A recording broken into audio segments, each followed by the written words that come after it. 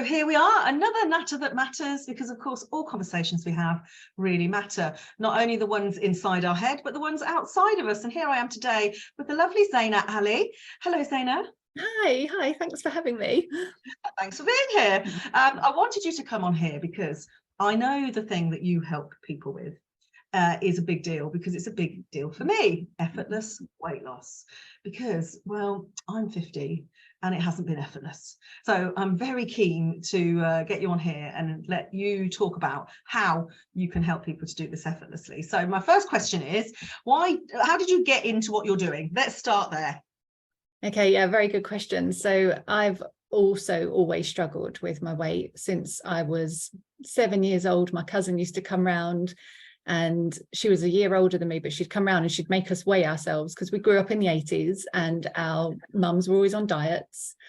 And she would come in and because she thought she was overweight, I thought I weighed the same as her, and I was like, oh, I must be overweight too. So from 7 years old, I've been concerned about it. And what that led to was being really conscious of what I was eating. But because I was just thinking about it so much, I ended up eating a lot, eating more than I would have done naturally as a child of 7.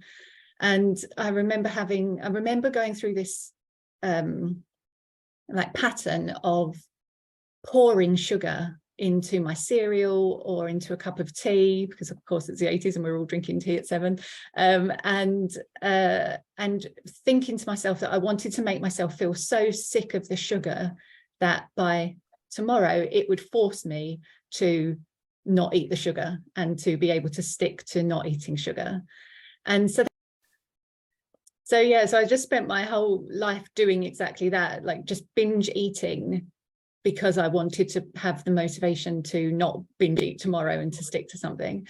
And so I spent 30 years overeating, emotional eating, comfort eating, and it didn't always result in me being overweight throughout my life, but I always had the self-loathing and the kind of shame and the guilt that came from not having control over what I was eating. So I gained a lot of weight during pregnancy. I gained 5 stone both times I was pregnant. I managed to lose it using one of the diet clubs in between the 2 kids. But after my son was born, I couldn't lose it at all. And so I lost some, but I was carrying around this extra 15, 20 pounds that I just couldn't get rid of. And at my lowest point, I used to be hiding in the utility room, just binging on chocolate. And it felt so shameful. Because I didn't want my kids to see that behavior, right? I didn't want them to think that was normal. And right, for you to have the behavior, but you didn't want them to learn the behavior from you, is what you're saying. Yeah, exactly. I think you're telling a story that I think a lot of people will resonate with. I think we didn't know the sugar then, did we? We didn't know what sugar was. And I'm listening to your story and think, yeah, I remember pouring all the sugar onto the cereal. I also always used to take the cream off the top of the milk as well. Like when it's bottles of milk, wasn't it? I used to steal the cream off the top. And I remember my mum saying, will you stop doing that? There's no cream in the rest of it. Shake it up. And yes, okay, mum. And they never did. So we'd have 3 pints of milk in the fridge, and I'd have taken the tops off of each one of them with the cream. So that whole, at lunchtime going and having, something from the bakery, or eating sweets, or eating sweets on the way home, because there were no sweets in my house. Were there in yours?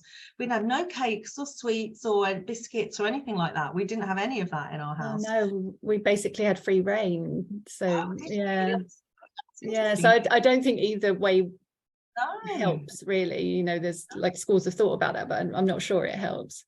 So I mean, exactly that, right? But also there is joy to be had in having cake. Yes. You know what I'm like about cake. Cake is a big thing for me, and I never wanted to have to give it up altogether, because it's also it feels like a reward, right? You get to the end of the day and you've had a hard day and you think, what can I do to make myself feel better? And cake or chocolate or ice cream or biscuits or whatever it is your thing. Wine. Which one? Wine. Not for me, but a lot of women, I think, is wine or gin or something like that. Hot chocolate. It's hot chocolate, that's her thing. So you need that reward. But also there's also this conflict in my mind, is that I wanted to be slim, but I also wanted to be able to enjoy my food and not have to feel bad about it. And I I came across fasting. I'd experimented, you know, the same as all of us. I'd tried all the diets, and I tried fasting a few years ago. It didn't work for me. I couldn't lose the weight with it, and I found it really miserable. But something happened to me at the end of 2021, and I kind of went through a bit of a transformation. You know, my marriage was breaking down, and I wanted to start coaching, and I'd started coaching, and I started learning about NLP, and everything just kind of came together in this one beautiful moment where I kind of got the principles of fasting and some principles from coaching and NLP, but I adapted them and I experimented with them, and I used them to my advantage, and I found ways to be able to, you know, have my cake and eat it. Which I love. Yeah, have your cake and eat it. We all know what that means. Yeah, and so the weight started coming off me really easily and really quickly, really consistently. You know, when you're on a diet and it's like, oh, I've gone up a pound, I've lost a couple of pounds, but then it goes on again, and you just kind of go backwards and forwards, and you can't really tell if it's real weight coming off or not, and it's just not enjoyable. But with this, I was just consistently losing weight, and when I lost the initial 15-20 pounds that I wanted to lose, which was my goal weight of 10 stone, I just thought, well, what next? You know, because normally when you get to your goal weight, you kind of ease up on the habits and the behaviors that got you there, and you start kind of gradually putting the weight back on. Oh, great, I can start eating all the foods I've been depriving myself of. That's how it was. Yeah. Mm-hmm. And but instead, you know, I was just like, well, okay, I've got to my goal weight, but I'm not going to stop doing this. This is me for life now. This is too easy. It's too effective. Why would I stop? You know, there's nothing here that's not enjoyable about this. So I carried on, and I lost so much weight, and I don't even remember it happening really, because I remember kind of daily the weight coming off, but I didn't really document it or anything at the time, because I didn't really know where I was getting to. And then I got to this weight that I was, you know, I'm now under 9 stone, and it's lighter than I've ever been since I was 9 years old.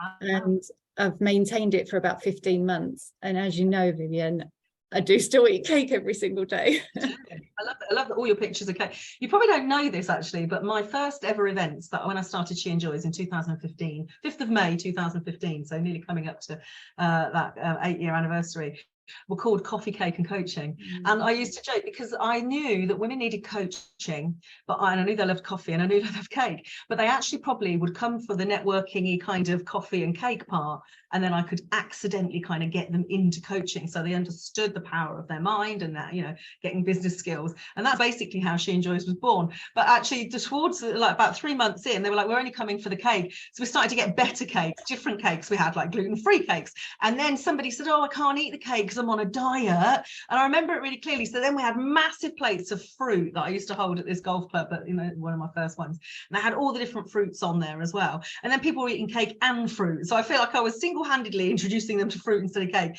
But yeah, it was really interesting that a lot of people, cake, you know, has such a representation for us, doesn't it? Like celebration cakes, you know, we think about cake a lot. A lot of women do, yeah. And I just wonder how these people who, I don't like chocolate and I don't like cake, I'm like, what? But then they binge on other things, don't they? So like my wife, she's all about crisps, cracker breads, anything cheese. She's all about the savory stuff. So in my experience, you're either really sweet or really savory in the stuff that you choose to binge on. So I'm with you with cake anyway. I'm definitely with you. Cake. I know about cake for breakfast though, which is something you talk about a lot, isn't it? So you actually have cake for breakfast. Yeah, I mean, I think it's that I've let go of all the rules around food, right? So if I want cake for breakfast, if there happens to be leftover cake, which there is today, so it might end up being my breakfast today, I'll just eat it. Otherwise you end up thinking about it and obsessing about it, and it takes up your whole day. And what happened to me, so I'll tell you the moment where I realized this is what I wanted to do, is that I was going out to meet some friends in London for a gig one night last summer, and I'd had this giant piece of chocolate cake for lunch, and then I was wearing these short shorts. And I think you probably heard me tell this story before, but with the short shorts, I'd worn them twice in my life before, and both times felt incredibly self-conscious. It was during my like slimmer period, but I still felt really self-conscious and hated it and felt like everyone was looking at me and thinking I shouldn't be wearing short shorts. Yes. But this time I wore them, and I wore them with like total confidence, and I'd eaten this cake, and I just thought, oh, I've really cracked this. I can't believe how lucky I am. And then I was telling, you know, friends and family what I'd done, and they were doing it and they were getting some success with it. And that's at the point where, you know, I also needed to niche down with my coaching. And it was like, oh, I want to help women, you know, just feel empowered generally. But I also have this thing that lots of people struggle with and can't overcome. You know, I spent 30 years not overcoming this issue. Yeah, me too. Yeah. And now I feel like I've overcome it. It's for life. It's never going to change. And even my mum, right? My mum's 74, and she's kind of resisted it because, you know, I don't know how much she believed her daughter knew the answer to things. Oh, yeah, your mum will never believe what you can do. She still sees you as a 7-year-old. Yeah. That's what I always. That's exactly the same with all family, by the way. Yeah, not just yours. Yeah, but you know, she called me a couple of weeks ago, and there was this like actual vibrancy and excitement in her voice, and she was like, oh my god, like I had 2 chocolate eclairs yesterday and I lost a pound. Oh, I love that. Oh, that's so cute. So, that lifelong battle, you're so right. I mean, it has been for me, really. And I actually know the origin of it. And I think a lot of us do. We understand why.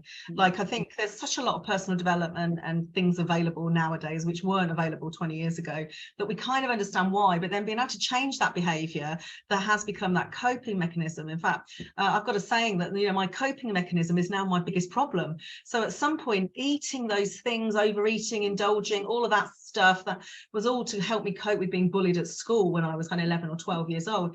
And now I know that I've just carried that on, and it just got worse at different times. I was quite heavily abused in a relationship, and I was raped. I've had my parents both died within 8 months of each other. You know, sorry to go through my quite big things, but as you can hear, I've done all the work on them. Well, being a coach, you have to. But actually, I ate my way through those things. You know, I am the sum total of that coping strategy.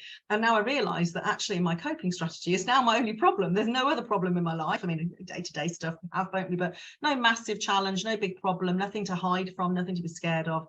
But actually now that is the challenge, and letting go of that behavior and that food as a friend for life, it has been the biggest challenge. And I think a lot of people, if they realize that, they still just don't want to let that go. I've got all sorts of memories of food where it's like, I don't know how I would have coped without it. So I'm so pleased that you're now helping people with the mind around it, because I often thought if I didn't do what I did, I would do that. And then I thought, well, yeah, but you'd have to do it yourself, really, wouldn't you? You'd have to lose that weight. Short shorts are just such a non-thought for me, Zena. I'm just like, I can't even contemplate being in shorts. So like, well done for that. But you know, just even feeling comfortable in your own skin, I think for some people is their first mission, isn't it, really? And it definitely is for me. So absolutely. I'm really that. And I go on. Oh yeah, I have this dream of getting everyone lined up, all my clients lined up, and having a photo of all of us in our short shorts at some point. Oh God. Oh, they're all probably cringing at that idea, because at the beginning it's just so far away, isn't it? I know that when I speak to a business owner, I say you can be in a situation where you're earning as much money as you want to, and having as many of the best clients that you want, and really enjoying it, and working when you want to, and having that freedom. And when they're in that space where they can't find the clients, or it all just feels painful, or they're never used to earning more than, you know, £15 an hour, even if they're lucky, they just can't comprehend it. So actually, to then say that the shorts in my world is that earning 5k a month quite easily and effortlessly, consistently, and just enjoying it, and yours is enjoying the cake and wearing the short shorts. So it's the same concept, really. Sometimes we just can't perceive that end goal because we just have got no concept of how it feels. Like, I can't remember short shorts. I actually remember probably netball skirts. So I don't know how old you are, but we used to wear netball skirts years ago, and I remember those. So that's probably my nearest memory of that, really. Yeah, but apart from that, no short shorts. Do you know, it's really interesting because the way I see it now, I mean, one of my clients, when she left, she said that I asked her for feedback on the actual, like, the onboarding session where I give all my tips. And she said what did she say? She said it was really practical. She liked how practical it was. And she liked that it was all things that she didn't know to do or think to do. And I think that's the thing, isn't it? It's that we get, and you'll know about this and you'll be able to talk about it more than me, but like our map of the world, once we exhaust it, we just think, no, and that's the beauty of coaching as well, right? Is that you go into coaching, you're like, is it going to help me? Can it help me? And you kind of doubt that it can, because you think, well, I've been struggling with weight or making money for 30 odd years. Like, there's nothing anyone can tell me about it that's going to make any difference. But actually that isn't the case, and you and I both know that. Thing, maybe it's a small thing, and it often is. It from where you are to the goal you want, whatever that goal is not always a massive big overhaul or huge transformation. Sometimes it can be, but very often it's just a different thought, some understanding around when you decided to create some of your habits. It's a change or interception of what you're doing, just a moment that you just go, oh, hang on a minute, let's just think before I do that. Sometimes it is just a very small tweak that makes a massive difference, but if you don't know the tweak, you can't make it, can you? That's it. That's the long and short of it, really. So you found, it sounds like you found that fine-tuning. I remember years ago saying that all the diets work if you do them, but they do, but they don't sustain. There's not many people, I think, I don't know if you have any stats, but I remember years ago, I was standing in my kitchen. You might have heard this story, and I've done all the diets. I mean, honestly, I've done the low carb, high this, low that, take that out, just shakes. I've done everything over the years, and sustained weight loss for little periods of time, and then return to type, which is, of course, somebody who overeats when they're emotional. And I remember standing in my kitchen thinking, I really want to do this now, and I don't know what to do. Like, I genuinely have no idea. Should I have a high carb, low protein, high fat? Should I have a shake? Should I not have breakfast? I genuinely stood there and cried. I was just absolutely no idea what to do. And in that moment, I started a Facebook group. I don't know if you're in it. It called Diary of a It was called Diary of a Desperate Dieter. That's what I called it at the time. And I just put in there. I thought, if I'm here, somebody else is here. There's other people here. Maybe they've got that tweak. Maybe they've got that answer. So I started that group, and within literally about an hour, there was like 150 people in there. It was literally like, wow, this is not just me. We've got such a lot of conflicting information, and it's the same in building a business. Do this, do that, do a funnel, don't do a funnel, ring people, don't ring people, niche yourself, don't niche yourself, have high ticket, have low ticket. Like, it's so confusing that what people do is they lose touch with their own sense of self and what they should be doing. And I think it's probably the same with weight loss. So I'm personally looking forward to doing some work with you. And so for those that are listening to this going, I want to do the work with Zena, how do they do that with you? What happens? What's the process?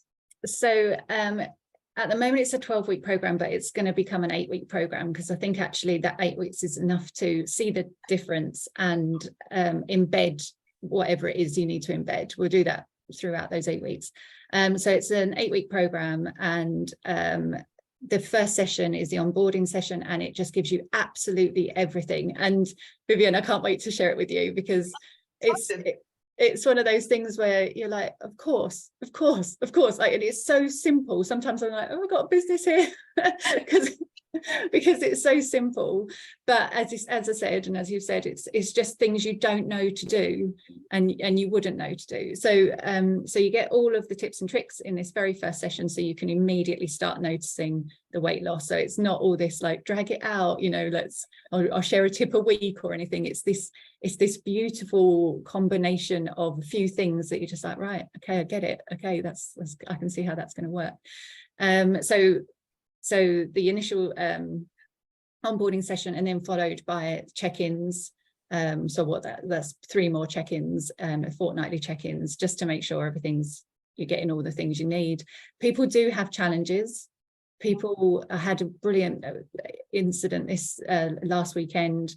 Someone was really struggling. I don't want people to struggle, right? He was struggling with feeling hungry, and he was losing the weight, and I knew he could power through it, but I didn't want him to power through it. I don't want anyone powering through it. And when people are telling me, oh, I've reverted back to calorie counting, or I'm doing this or I'm doing that, I'm like, no, that's not effortless weight loss. Like, this has to be sustainable. So I work with people to make sure that actually this is enjoyable and sustainable for the long term, because otherwise, what's the point? You're just going to end up yo-yo dieting, as always. And also included in the program is limitless, unlimited WhatsApp access to me. So if anything comes up in between sessions, and it's in a group, so we can talk about it. I've just got a vision of somebody going, help, I'm about to eat 62 biscuits. Do you know, I've never had that. You never had that. but it's lovely because people do say, oh, I'm struggling to, get enough water, or I'm struggling to do this, I'm struggling to do that. And then lots of people pipe up and say, oh, actually, I found this helped. So if I don't have the answer, because I have all the answers for my life, right? Like the person I was, which was all about the cake and everything else. And but if there's an issue with something else, I'm like, oh, okay, that is something that needs to be worked out. But the goal is to work that out, to not let people go off without having worked that out, so that, as I say, it can be enjoyable and sustainable.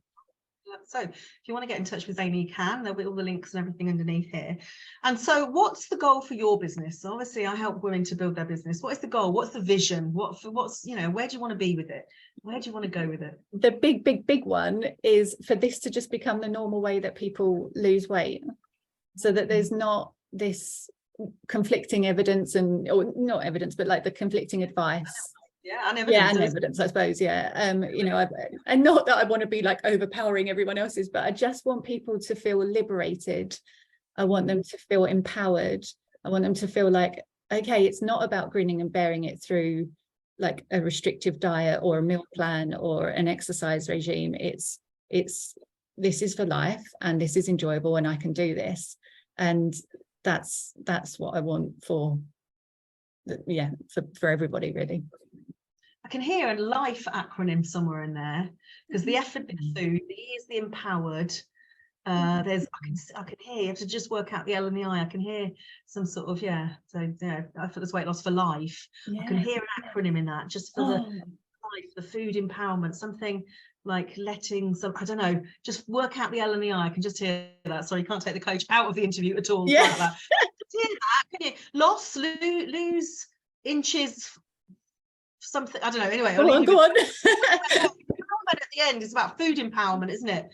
Food empowerment is the FE, definitely. I could hear that as you said it. So anyway, I shall leave you with that. We'll have to discuss that further. We'll discuss that further. Lovely. Well, thank you so much for coming on here, and I'm hoping you're the answer. No pressure. And there'll be lots of people have tried things, so they get a bit skeptical as to what the answer might be. I mean, I've tried so many things. Honestly, I've nutrition coaches, and I've been on programs, I've been on all sorts of things. So it's about finding your own way, isn't it? And you found your way, and and the people that find you, it'll probably be their way too, hopefully. Most of them, there'll be some that won't bother, but you just know that that's just the way the world works. But actually, finding your own way that works is absolutely what's key in life, all of life, isn't it, really? So thank you very much, and well done. Congratulations. I can't imagine being 9 stone anything, Zena, so I'm gonna remember this I'm gonna remember this, of how I look and how I feel and the things I'm saying, and hopefully in 6 months time or however long I can revisit it and go, look at the difference. We can revisit it, we do another one, and it's like, oh look, you'll still be your beautiful 9 stone whatever, and I'm hopefully be somewhere near that. Who knows? You don't know. So that would be a really lovely one, wouldn't it, to put side by side. So here's to hoping for that success, and thank you very much for being my guest today. Thank you for having me. It's a pleasure.